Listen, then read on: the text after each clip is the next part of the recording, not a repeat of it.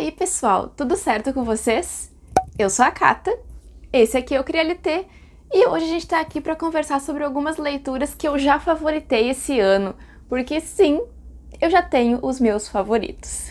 Assim, gente, geralmente para eu favoritar um livro, eu deixo o livro ali numa espécie de pausa e eu fico refletindo se eu pensei sobre ele muito naquele meio do caminho, se eu continuei lembrando da história e aí eu sinto que eu tenho que favoritar ela. Ou às vezes também simplesmente eu termino um livro e eu sei que eu gostei, eu sei que foi favorito, eu sei que foi 4, 5 estrelas, enfim.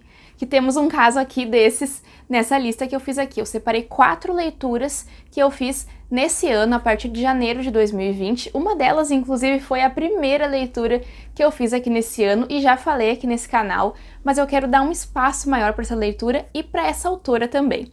Eu vou conversar com você sobre essas 4 leituras que eu fiz, que foram leituras marcantes e são leituras que eu consigo me ver lá em dezembro, por exemplo, lembrando da experiência que eu tive. Eu acho que muito da sensação que eu tenho quando eu favorito um livro é a de que eu vou lembrar de como foi a minha experiência, de que eu gostei da história, de que eu gostei da narrativa, enfim, vai ficar esse sentimento. Porque muitas vezes, muitas leituras que eu faço, que eu às vezes até gosto bastante, vai sumindo um pouquinho aquele sentimento, aquela lembrança, aquela recordação vai se apagando.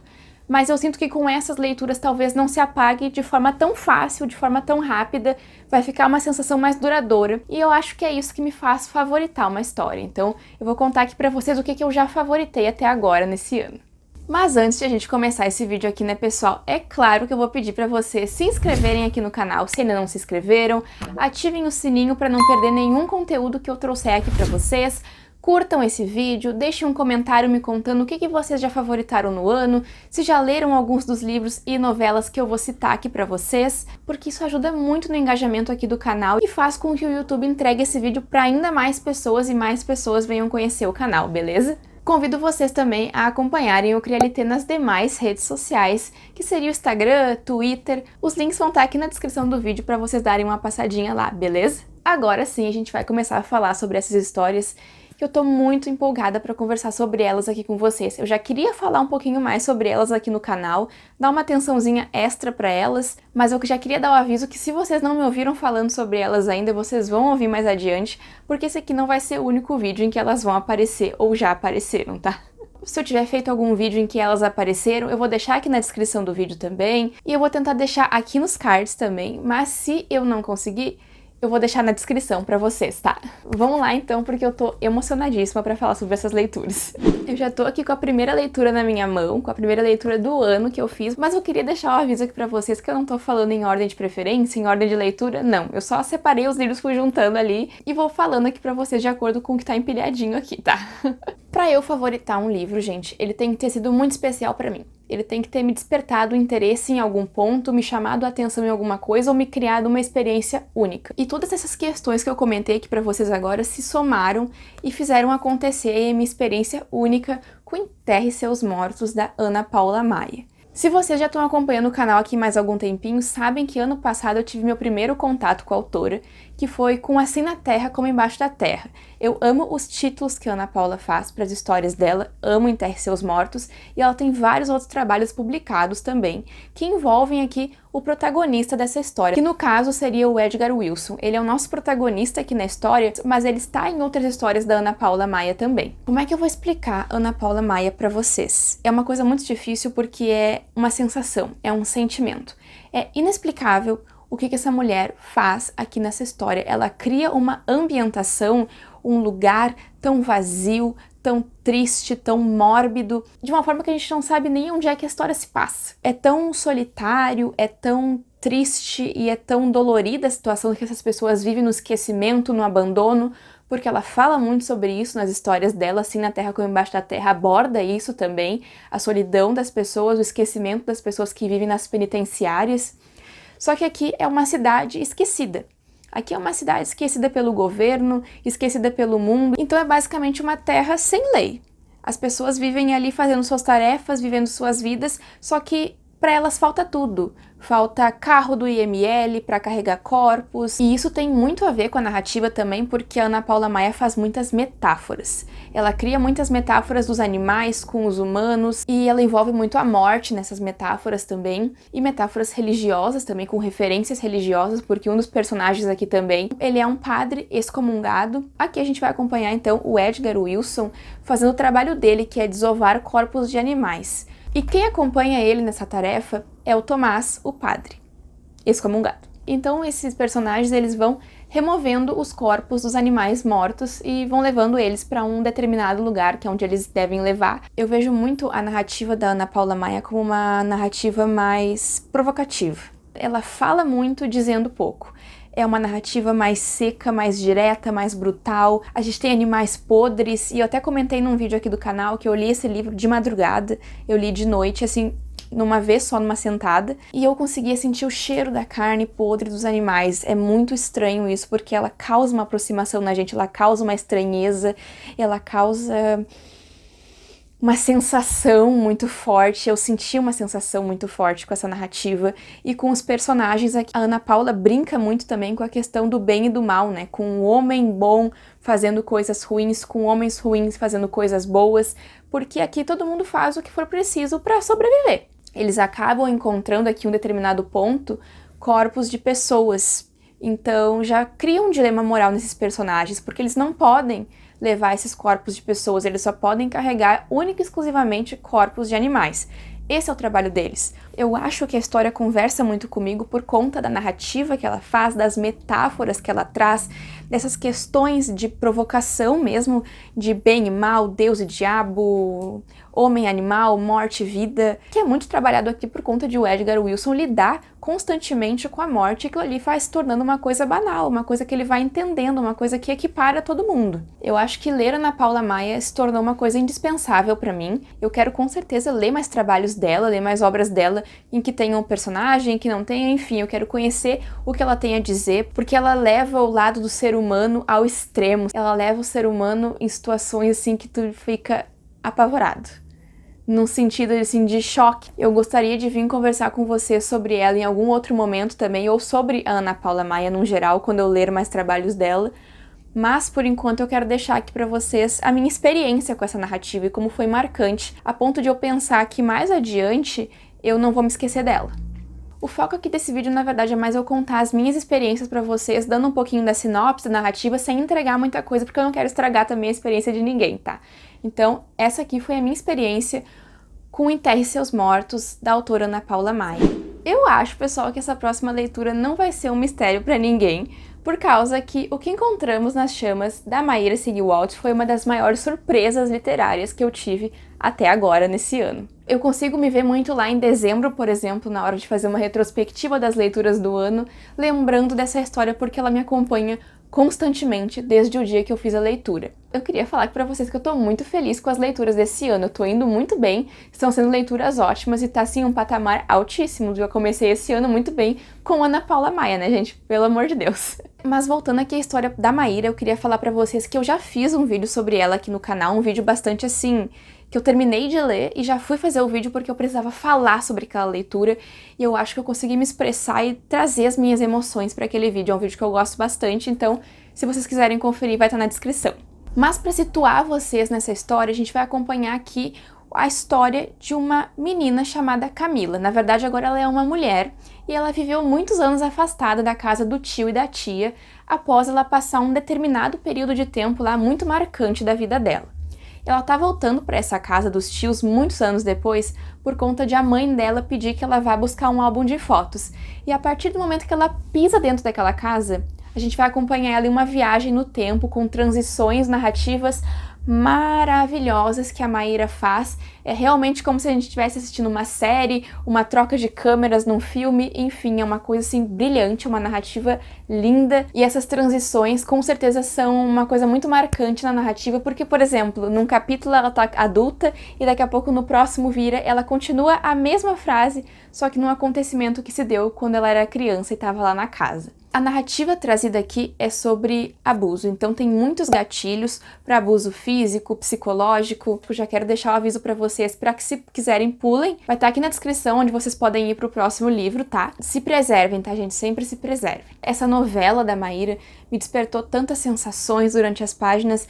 Eu achei tudo muito brilhante, muito incrível, a forma como ela conduz aquela questão do abuso que é abordada, como a própria personagem, a menina, vai criando um bloqueio dentro da cabeça dela, a ponto de criar fantasias e coisas imaginativas que a Maíra traz aqui também, como se fossem elementos mágicos, pra se privar. O cérebro dela parece que cria toda aquela situação ali pra ela não saber muito bem o que tá acontecendo. É uma história bastante densa também, é uma história bastante dolorida de se ler. Eu chorei bastante durante essa leitura. Eu li ela durante uma madrugada também, que é quando eu mais leio. A escrita da Maíra eu não tenho nem o que comentar pra vocês, porque eu nunca imaginava, não conhecia nenhum trabalho dela ainda, então por isso que eu digo que é uma surpresa positiva, uma surpresa assim que eu nunca imaginava. Eu fui ler, eu fui ciente pra história do que eu iria encontrar, e ainda assim eu consegui me surpreender, mesmo sabendo que era muito bom, superou todas as minhas expectativas. Então eu acho que assim, vai ser aquela leitura que eu vou passar bastante tempo ainda querendo falar sobre ela aqui com vocês, falando, conversando, pensando sobre ela, interpretando coisas novas. Essas aqui que eu tô citando são leituras que eu já terminei querendo ler de novo. E eu acho que é sobre isso, sabe? Essa novela me despertou diversos sentimentos diferentes. Eu fiquei com raiva, eu fiquei com nojo, eu fiquei com ódio. Eu fiquei aliviada diversas vezes, porque nós temos algumas histórias paralelas aqui. Enquanto a Camila tá na casa dos tios, ela conhece a vizinha, ela tem toda uma história da prima dela ali, que era a filha dos tios, que sumiu, desapareceu, e tem toda uma relação com a casa do vizinho também, com o menino e com a irmã do menino que vive nos vizinhos.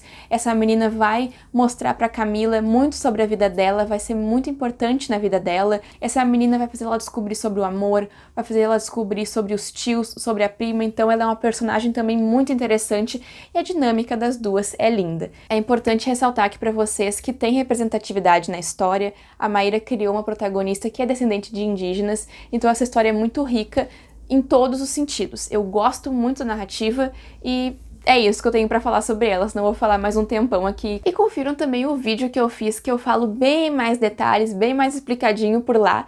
E eu botei todas as minhas emoções naquele vídeo também, então eu espero vocês lá.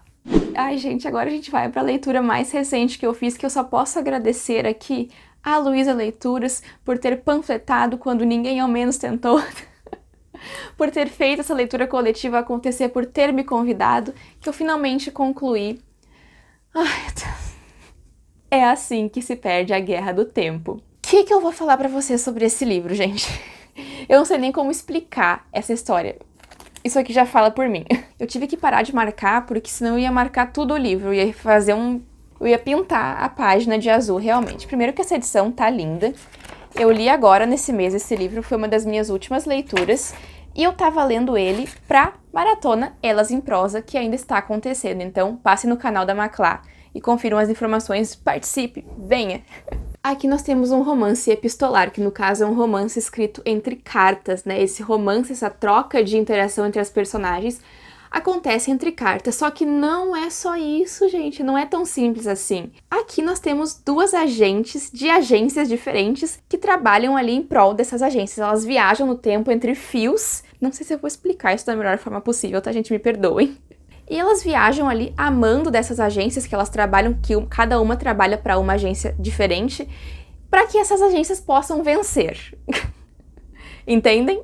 Elas acabam se encontrando algumas vezes em determinados períodos do tempo diferentes, mas elas trocam cartas e elas sabem quando elas se encontram. Ai, gente, meu Deus. Eu não sei o que falar desse livro. Ele é perfeito, perfeito. Eu não falei os nomes delas, né? Elas se chamam Red e Blue. As cartas da Red são tudo pra mim, tá? Ela é muito apaixonada. E assim, gente, é muito difícil falar sobre esse livro porque é a primeira vez que eu tô falando sobre ele. Em vídeo. Para resumir, elas basicamente são inimigas. Elas se correspondem ali em segredo, elas lutam uma contra a outra, fazem coisas para a outra não vencer aquela batalha, para a agência da outra não ganhar, e elas ficam assim caminhando entre os fios, mas elas dificilmente se encontram, uma chega após a outra sair. Tem viagem no tempo, né? Tem muitas questões de ficção científica, nós temos termos diferentes. Como diz aqui atrás, ó, é bem isso, é um romance de causas e efeitos, é exatamente isso. A interação, gente, das duas é linda pelas cartas, o que elas escrevem, o que elas falam. Eu tive uma sensação de coração preenchido, eu fiquei me sentindo tão bem depois de ler. Eu já terminei sabendo assim, putz, se eu pegar pra ler de novo, eu vou entender tantas outras coisas, porque é cheio de camadas, é cheio de metáforas, e é uma história tão bonita, tão completa, tão cheia, é amor, é paixão, é sentimento. Ai, meu Deus, eu vou chorar. É lindo, lindo, lindo. E a gente consegue imaginar as personagens, a gente consegue imaginar os cenários. Ai, as cartas, gente. Vocês estão vendo a minha emoção com esse livro, né? Obrigada, Luísa Leituras, por isso. Obrigada, Suma, por trazer esse livro. Eu tô emocionada. Eu tô, assim, nos céus com essa leitura. Depois do momento que eu terminei ela, eu falei assim, não, eu vou favoritar. E aí, agora falando sobre o livro, eu tenho certeza que eu tomei a decisão certa.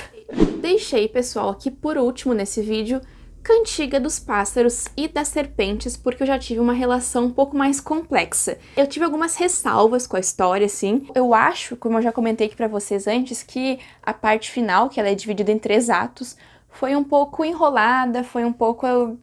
Poderia ter sido mais direto ao ponto, poderia ter diminuído um pouco a quantidade de páginas. Pra quem gosta de jogos vorazes, como é o meu caso, pra quem ama jogos vorazes, como é o meu caso também, é um prato cheio. Aqui a Suzanne Collins veio e falou assim, Catarina, fiz pra ti. E eu disse, não sei se é verdade. E aí eu li e vi que era verdade, ela fez pra mim. Como já comentei diversas vezes neste canal, porque já falei bastante do livro, a gente vai acompanhar a 10ª edição dos Jogos Vorazes. E foi aí que a Suzanne Collins matou pessoas.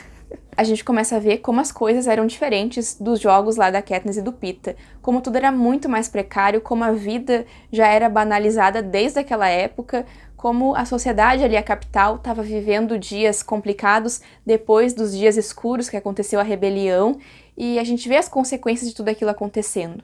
A gente acompanha aqui o Snow, por exemplo, que era muito rico, passando muitas dificuldades, e o Snow é o presidente Snow, tá, gente? E aqui a gente vai acompanhar a ascensão do Snow, né? O que ele fez para chegar até onde ele chegou, que a gente sabe que ele é o presidente Snow. Para quem leu esse livro depois de ler Jogos Vorazes, na minha opinião, ele sobe um patamar, porque a gente vê a ligação que ele tem com a Katniss desde aqui.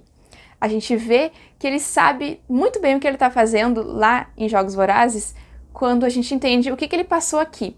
Porque ele vai ser mentor de uma personagem que vem lá do Distrito 12, então ele conhece muito bem. Eu não vou contar quem é essa personagem, porque eu acho que é interessante a gente ler o livro para descobrir quem ela é, mas ela se chama Lucy Gray e ela é uma encantadora de cobras. A Lucy Gray é uma personagem bastante complexa e eles dois também têm uma relação bastante conturbada. A gente começa a perceber aqui, gente, quem o Snow é e o que ele é capaz de fazer. Ele é um tirano, ele nunca se opõe aos Jogos Vorazes, ele nunca diz que não tá certo, ele tá sempre assim, ou ele tá neutro na situação, ou ele tá conivente. Ele faz de tudo pra sair vitorioso, e isso significa ajudar a Lucy Gray quando possível, porque a Lucy Gray também é uma personagem muito esperta, e ela tira vantagem de muitas coisas, ela sabe chamar atenção. Essa história, ela tem muitas camadas. Na maior parte do tempo, a autora trabalha questões políticas. A questão dos Jogos Vorazes é uma questão muito política, a questão do Snow querendo ascender, e a questão também de ele estar mentorando uma personagem que vem do Distrito 12. A gente consegue ver aqui muitas questões de intrigas, a gente conhece muito mais da capital, a gente conhece muito mais das mentes por trás dos Jogos Vorazes, de como tudo foi acontecendo, de como tudo foi se estruturando aos pouquinhos e de como era muito pior do que já é lá nos Jogos Vorazes da Katniss. Pra vocês terem noção, os tributos vão morrendo antes mesmo de entrar na arena. Eles ficavam numa jaula, como se fossem animais, e as pessoas alimentavam eles. É muito interessante também as comparações que dá pra fazer. A gente já começa aqui a história com o dia da colheita, que é o mesmo lugar em que começa Jogos Vorazes, a Katniss se arrumando pra ir pra colheita, só que aqui nós temos um mentor e lá nós temos um tributo. Então eu acho que essa história agrega muito para Jogos Vorazes. É uma história que me deu vontade de conhecer mais histórias que se passem nesse universo, então acho que a autora podia escrever mais que eu leria. Por isso que eu fiquei um pouco em dúvida. Algumas questões aqui me incomodaram em alguns pontos, como eu comentei. Não foi uma experiência 5 estrelas pra mim, mas eu acho que isso é indiferente quando a questão é favoritar. E pra mim depende de estrelas. Então nessa questão aqui, eu acho que eu vou favoritar esse livro. Ele está favoritado no meu coração já, porque Jogos Vorazes é uma história muito importante pra mim.